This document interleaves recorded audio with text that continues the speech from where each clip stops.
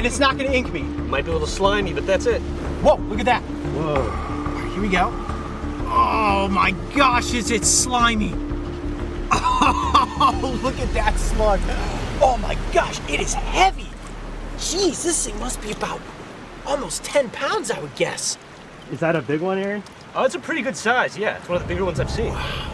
I'm gonna let it stretch out on my arm, see if we can get it to fully elongate itself. Oh my gosh, it is so slimy.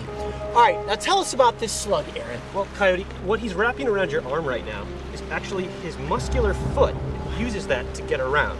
I can feel him gripping onto my arm. I mean, I can feel him actually like wrapping around me. And I can feel his little tongue under there. He can't bite, right? No, these guys are vegetarians.